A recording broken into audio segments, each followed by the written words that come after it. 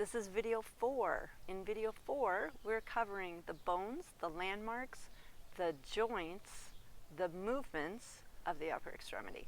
So that's the name of the video. The bones, landmarks, joints, movements of the upper extremity. All right, so not very artistic, but pretty straightforward.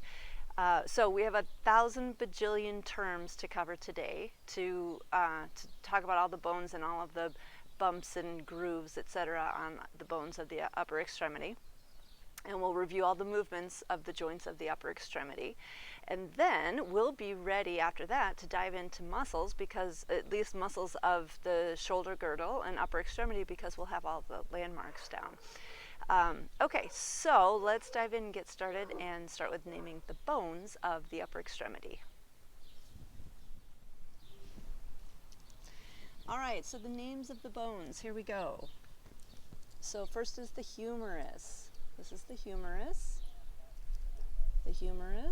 and then so the humerus, of course, is the long bone of the upper arm. And then we have the radius and ulna. Radius and ulna are the long bones of the forearm. So the ulna is this one that at the elbow appears to be longer. That's the ulna. It makes the point of the elbow there. And then the radius is the one that goes down to the thumb side of the hand. Okay, so humerus, radius going down to the thumb side of the hand, ulna on the other side, on the pinky side of the forearm. And then we have the carpals, which are the 8 little bones of the wrist there. And we'll name, I guess we should right now name all of those guys, huh? Okay, so let's just finish naming the rest of these. So we have the carpals, we have the metacarpals. So carpal comes from a word that means to seize, to grasp. And so those are the bones of the wrist and partly into the hand. And then metacarpals, meta means beyond, so those are the bones beyond the carpals, so those are the metacarpals. And then the phalanges, the phalanges are the bones of the fingers. So the thumb has 2 phalanges, and then the digits the rest of the digits 2 through 5, each have 3 phalanges. Okay, and so we number the digits. The thumb is digit 1, the index finger is digit 2, the middle finger is digit 3, the ring finger is digit 4, and the pinky is digit 5. And so I said this, right? Okay, the thumb has 2 phalanges, the rest of the digits each have 3 phalanges each. Okay, let's name these carpal bones. All right, so can you see these guys? So we're looking here, of course, at a left upper extremity. Okay, see how it relates to my left arm here? So this is the left upper extremity. And so looking at so we have our humerus, we have our radius and ulna, so radius on the thumb side here. So starting there, the first carpal bone is called the scaphoid. So the scaphoid is the one that articulates with the distal end of the radius. Okay, the scaphoid. That's the most commonly broken carpal bone, and the distal end of the radius is the most commonly broken forearm bone. That happens in a wrist break, like if somebody falls back onto their wrist, right, and it hits the ground like that. Either the scaphoid or the radius, or sometimes both, can break. So that's the scaphoid. It's a rather large, and you're looking at the palmar side of the hand here. So scaphoid. Next one is called lunate, and the lunate also somewhat articulates with the radius. So scaphoid, lunate, triquetrum. Right here is the third one over this way. And then the pisiform. So on this model, I don't know how well you can see it, but on the model, the pisiform is molded right with the triquetrum, and so it looks like it's one bone, but it's not. But it is kind of like right on top of the triquetrum. So anyway, okay. scaphoid, lunate, triquetrum, pisiform. Those are the first four in the proximal row. And then we have trapezium. The trapezium is the one that articulates with the thumb. Hopefully you guys on the diagram can see this just fine. Trapezium, let's see, where are we? Trapezoid. So the trapezoid is the one that articulates with the index finger metacarpal. And the next one is the capitate. So capitate articulates with the middle finger metacarpal. And then hamate is the last one. Hamate is the one that articulates with both the fourth and the fifth metacarpals. The hamate has a hook on it. Can you see that hook on the hamate? There's the hook on the hamate. So the hook of the hamate and the pisiform help to form, they both kind of stick up from the other ones a bit, and there's also a tubercle on the trapezium. And then those help to form what we call the carpal tunnel. So see how we get kind of a U shape there? That's the carpal tunnel. We'll have the median nerve running through there. Okay, so those are the bones, the names of the bones of the upper extremity. Now we're going to go through bone by bone and take a look at the landmarks and the joints of each one. Okay, let's next take a look at the joints of the upper extremity. And we'll review their movements. So we'll start with the shoulder joint. The shoulder joint is the articulation between the head of the humerus and the glenoid fossa on the scapula, which we've already looked at. And the action, so it's either called the shoulder joint or the glenohumeral joint. So glenohumeral for the two articulating bones. And we're going to see that trend in a lot of joint names, which makes it really easy to learn them, that if we can name the parts of the articulating bones oftentimes, or the bones themselves, oftentimes we can name the joint. So glenohumeral, gleno for the glenoid fossa of the scapula, humeral referring to the humerus. Or we can just call it the shoulder joint. So movements of the shoulder joint, let's review those. Those are flexion, extension, so flexion of the shoulder, extension, okay, flexion, extension, abduction, adduction. Remember, flexion, extension, also hyperextension is a normal part of the range of motion of the glenohumeral joint. Abduction, abduction, going away from midline, adduction, going toward midline. We do horizontal adduction toward midline, horizontal abduction away from midline in the horizontal plane. And medial rotation, lateral rotation, medial rotation, lateral rotation. Okay, so it's pivoting here, medial rotation, lateral rotation, and circumduction. I want to make a nice big circle. Okay, those are the movements of the shoulder joint, not to be confused with the movements of the scapula. And of course, in real life, very often, the shoulder and the scapula are moving together, although oftentimes the scapula is being stabilized so that the upper extremity can move freely. So anyway, we'll take a look at some of that when we get into muscles. So, okay, so that's the shoulder joint or the glenohumeral joint. Let's look at the elbow. So the elbow is actually two joints together. So what we call our elbow here, we have a couple things going on. So one is the articulation between the humerus and the ulna. So we could call that the humero-ulnar joint, or we could call it the trochlear joint, because we'll see when we get into the parts of the bones that this is called the trochlea on the humerus, and on the ulna this is called the trochlear notch. So we could call it the trochlear joint or the humero-ulnar joint. And then the other joint here is between the humerus and the radius. So it's between the capitulum of the humerus and the head of the radius. And you can see there's more space there than there is here. So this is definitely the tighter joint of these two that come together to make the entire elbow. But the elbow is basically a hinge joint, and hinge joints have to be our favorite as far as memorizing actions because what do they do? Flexion, extension. That's it. Flexion, extension. Okay, that's easy enough.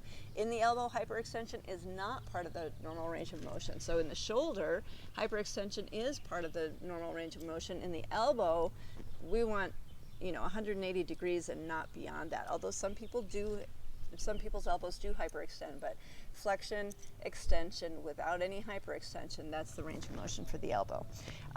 Let's look at the next two joints are the proximal and the distal radial ulnar joints. So these two bones of the forearm, the radius and the ulna, articulate with each other to form the radio-ulnar joint. So again, here's a joint that's named for the articulating bones. So where the head of the radius articulates with the radial notch of the ulna, that forms the proximal radial ulnar joint. And then down here we have the head of the ulna articulating with the ulnar notch of the radius, forming the distal radial ulnar joint. So the proximal and distal radial ulnar joints always work together. You cannot isolate one, you cannot move one without moving the other. And so they work in a pivot fashion to create, let's see here, sorry, there we go, to create this, a rotation kind of thing that happens here in the forearm that we call pronation and supination. So like this is in this position, this is supination, and then if we turn the hand over so we rotate the forearm, that's pronation. So pronation like that, supination like that. And so what happens with pronation and supination, again, both the proximal and the distal radial ulnar joints are working together. The radius is the moving bone in this action. So can you see this? The ulna stays put. And the radius may not be super clear here, but the radius is the one that's moving. The ulna is not moving. The radius is rotating around it. And that's kind of easy to remember because if we look at the structure of the ulna and how it articulates with the humerus, see how it kind of grabs right onto the humerus there? It can't, there's no way that can rotate. That's got a really solid connection with the humerus. And so, so the movement of the radial ulnar joints really is happening with the radius. Okay, so we call that pronation and supination. Supination is when the palm is facing up, and then pronation, supination like supine, right, facing up, and then pronation like prone, facing down, is when we turn the hand over. Supination, like you can hold a cup of soup in supination. Pronation, you pour it out. All right, so that's the radial ulnar joints and their movements. Then we're on to the wrist. Now the wrist is kind of interesting and complicated because there's a lot of bones there, right? So mostly the actions of the wrist are happening between the distal ends of the radius and ulna and the carpal bones. And so,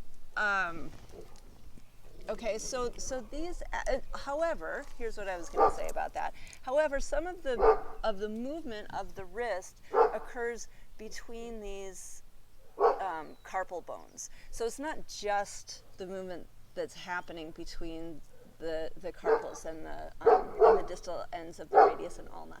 But let's take a look at these actions.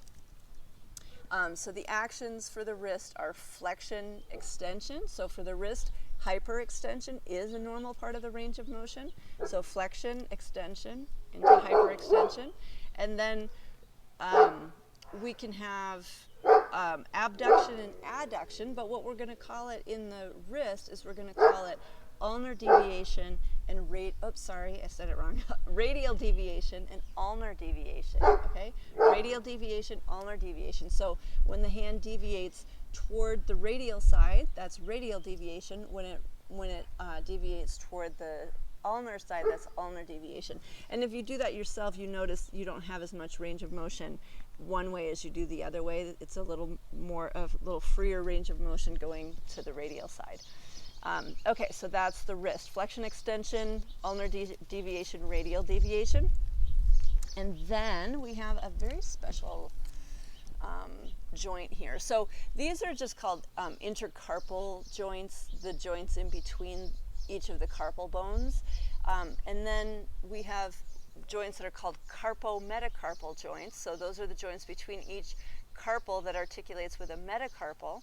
And so there's a little different joint here at the thumb than there is at the other 4 carpals. So at the thumb, so the thumb, the metacarpal of the thumb articulates with the trapezium, and that forms the saddle joint. So sometimes you hear it called the saddle joint, sometimes you hear it called the basal joint, and sometimes it's called the carpometacarpal joint of the thumb, or the carpometacarpal joint 1.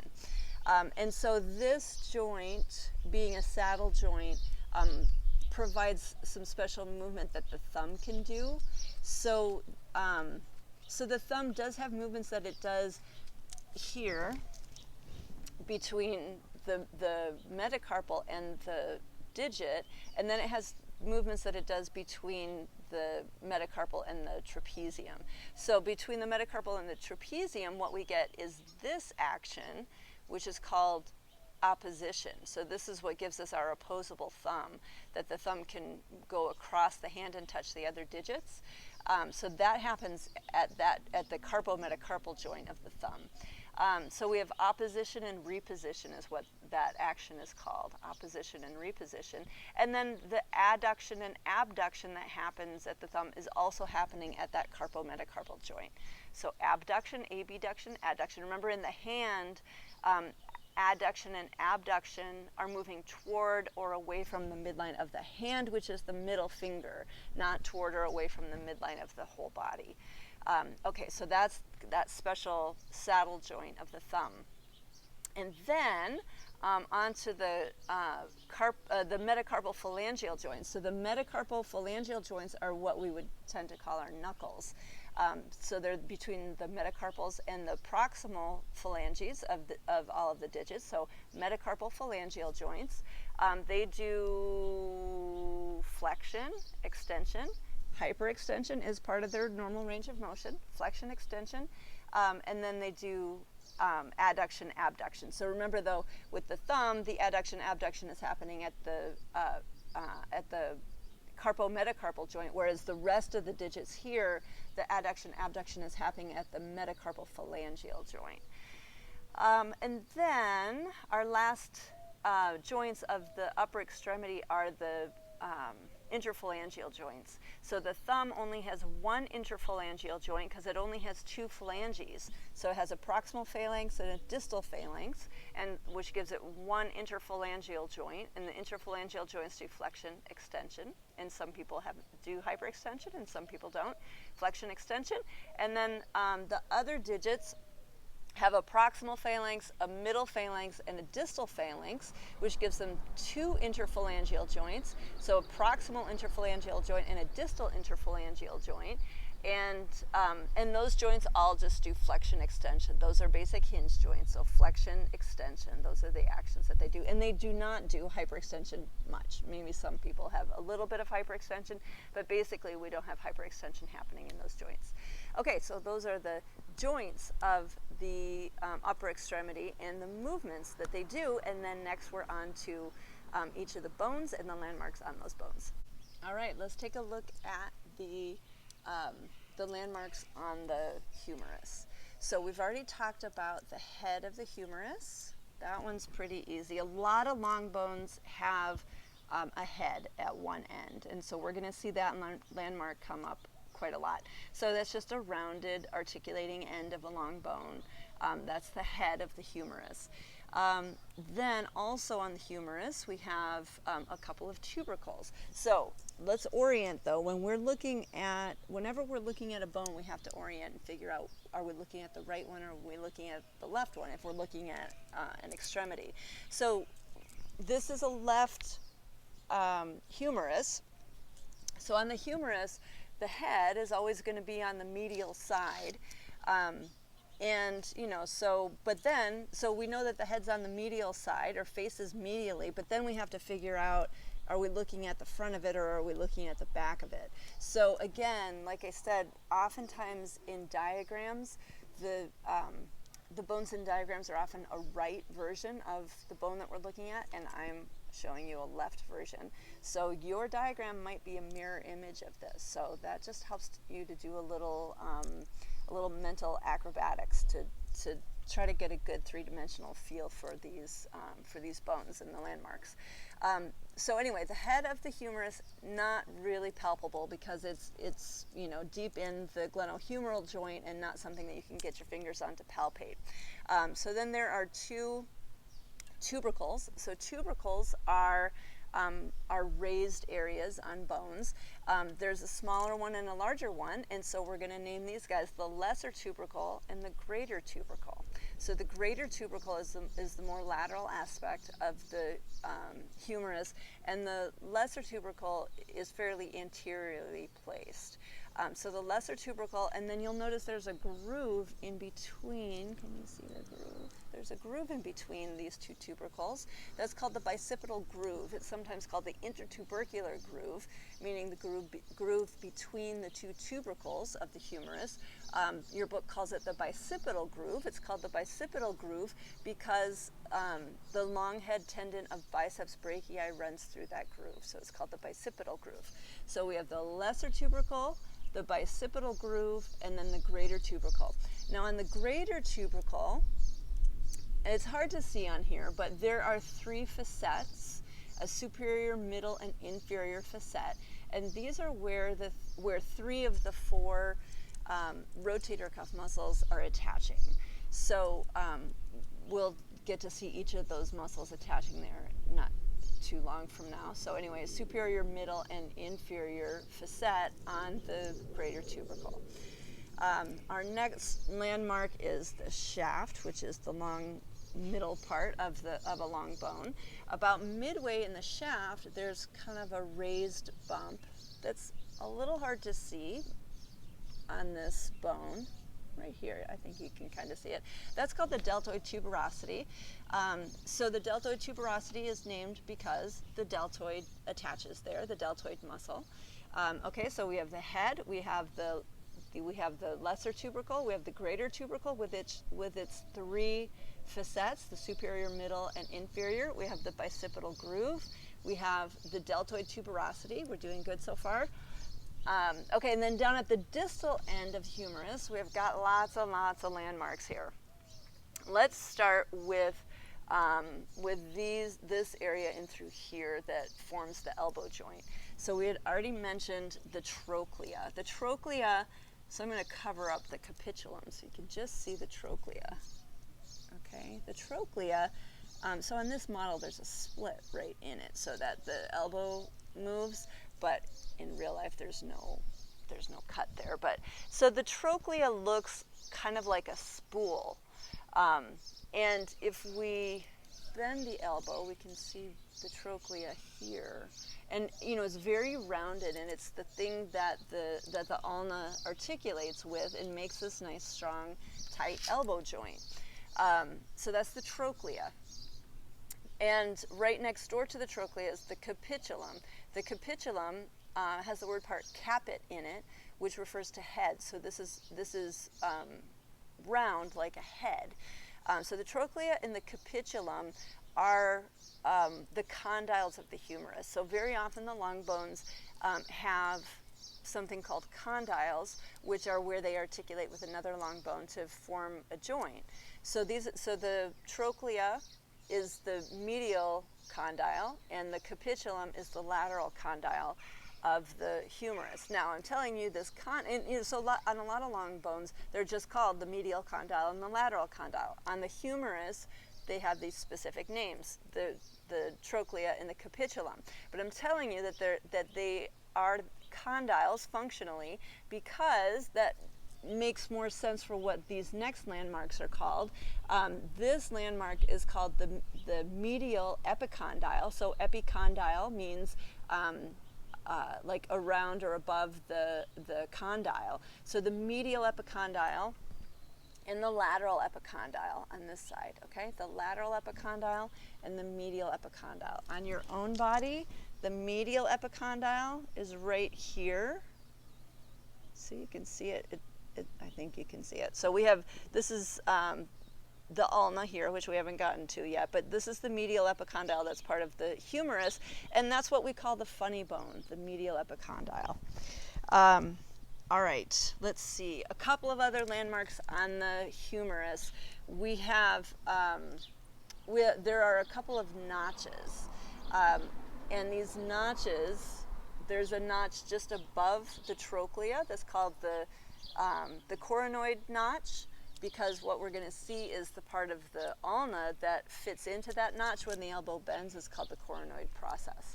So that's the coronoid notch. On the posterior side of the humerus, there is also a notch. This process on the ulna is called the olecranon process, and that process fits into that notch when the elbow is straight, so when it's in extension.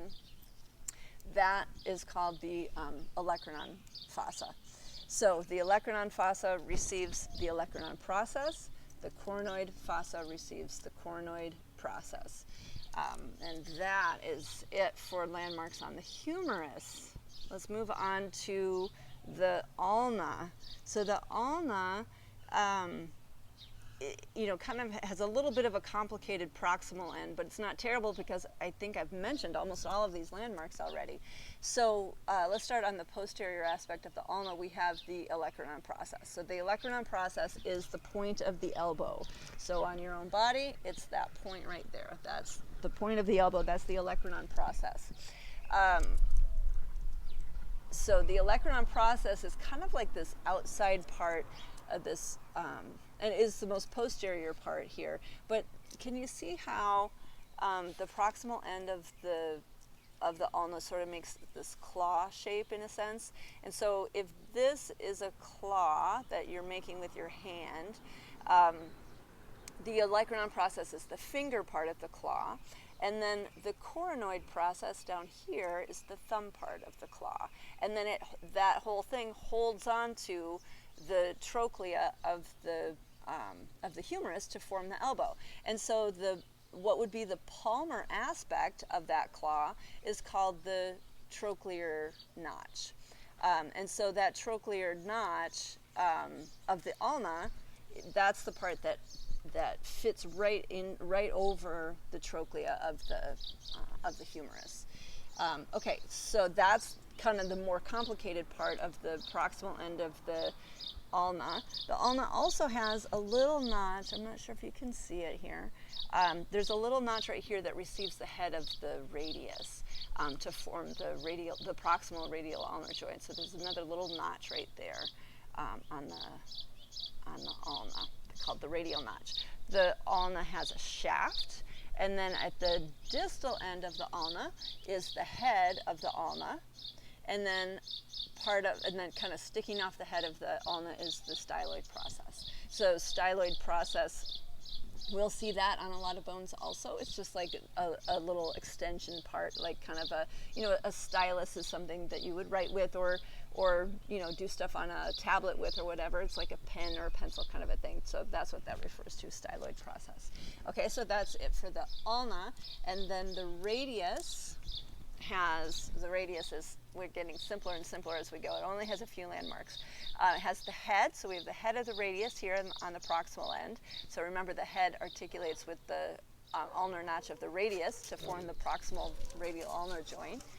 The radius also has kind of a large bump here that's called the radial tuberosity.